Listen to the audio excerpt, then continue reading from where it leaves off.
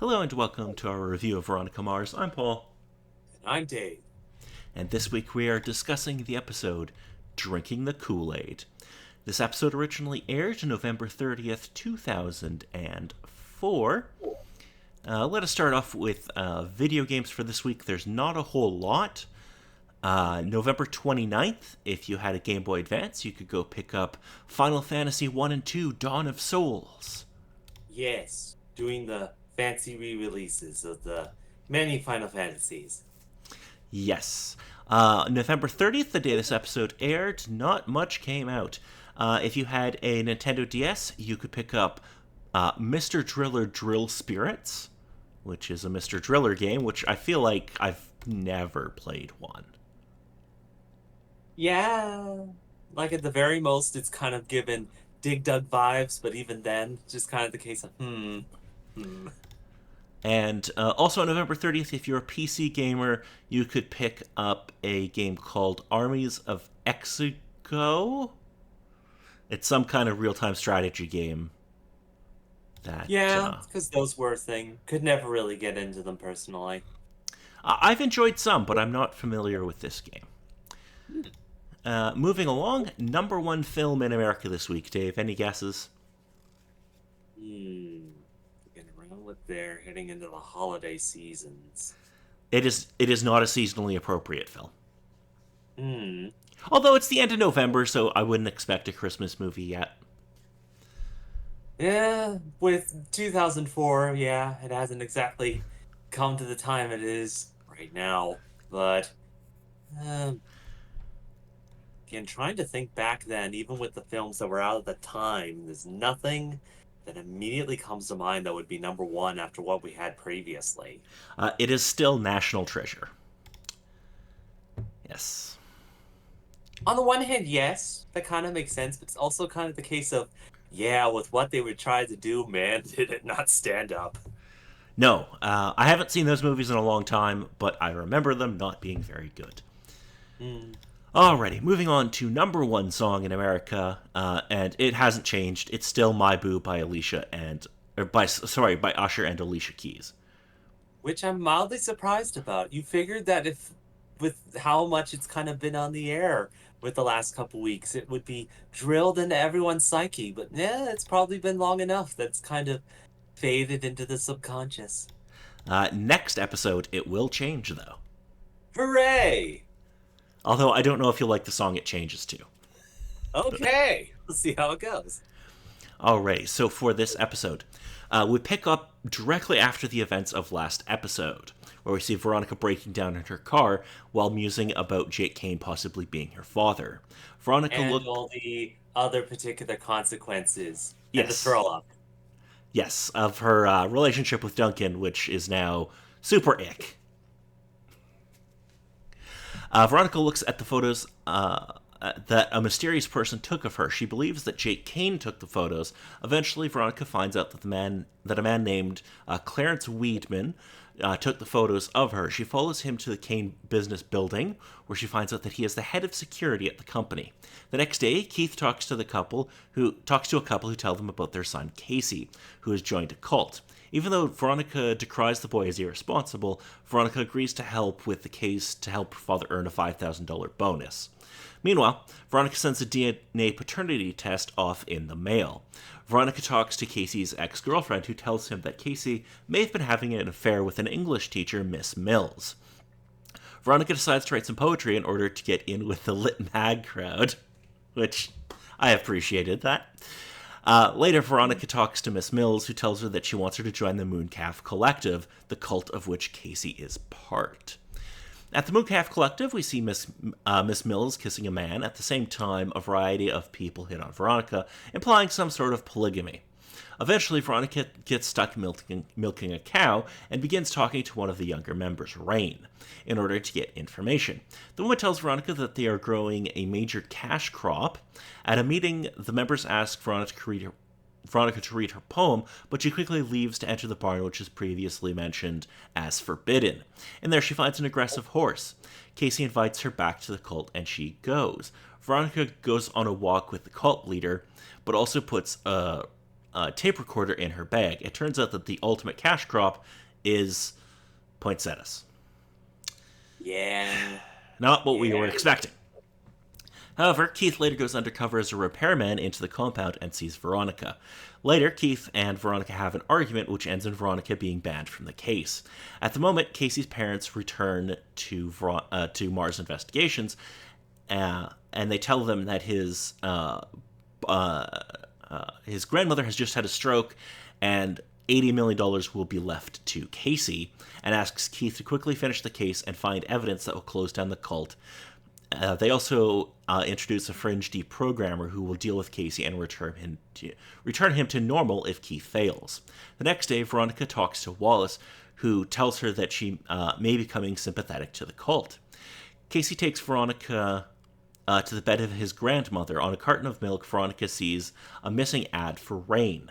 Keith wants to investigate further against the collective for the money, but Veronica disagrees with him.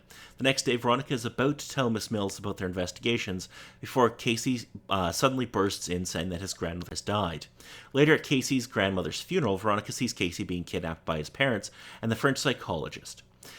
Keith tells Veronica that he has dropped the investigation, accepting that the cult is harmless.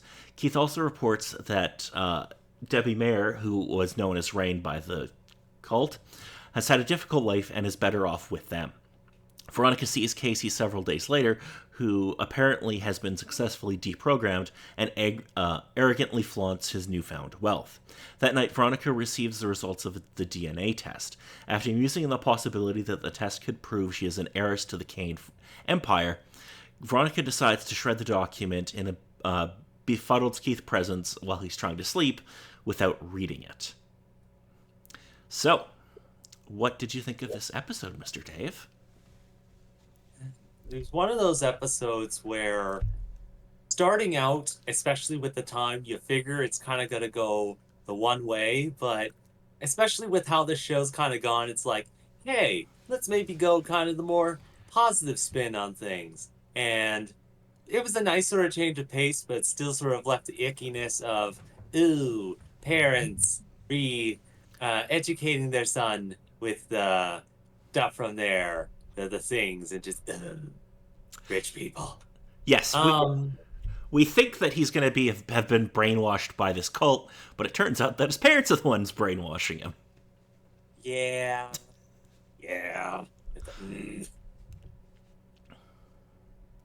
But nah, on whole, it was interesting enough with the bits that it was sort of building with suspense with the start of the episode there, as well as the suspense of, oh God, all the information she picked up and trying to build up things from there.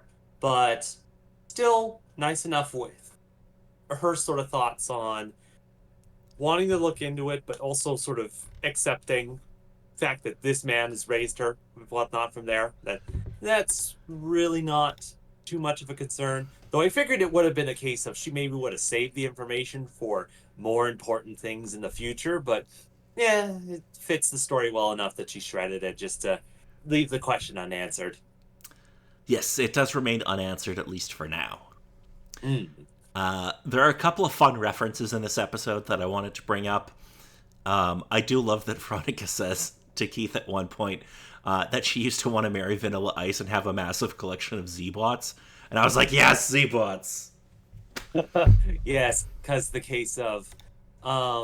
he gets her a waterbed. Yes, with that sort of stuff for birthday/Christmas present sort of thing. But I think it was also the case of, I don't think we got an explanation of why the heck he had that cut on his eye. Oh no, that was because he was playing baseball and he slid into home plate or something.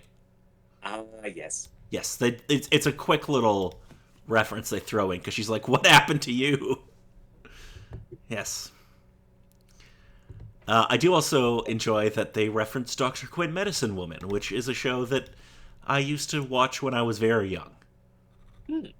And it probably does not hold up. I would not recommend anybody going back to watch it now. Yeah. Kind of the marvelous case with things being done in the past, going back to them today. Yes. Okay, so Do you know what they're referencing when they say with the title "Drinking the Kool-Aid"? Uh, I think just like the basis of cults, the drinking the Kool-Aid concern, uh, sort of thing from there.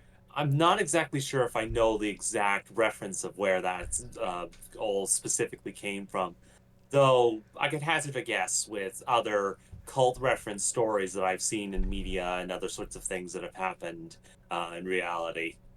Yeah, it's a reference to Jonestown, where Jim Jones had a bunch of his followers commit suicide by drinking. Actually, fun fact: it wasn't Kool Aid; it was Flavor Aid, and Kool Aid just got screwed. But it was laced with cyanide, and then like a lot of people died. Yeah, Yes, it yeah. is.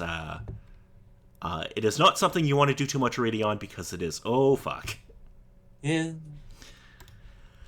Alrighty. So, if there's nothing else about this episode, oh, guess what, Dave? The next episode's a Christmas Mhm. episode.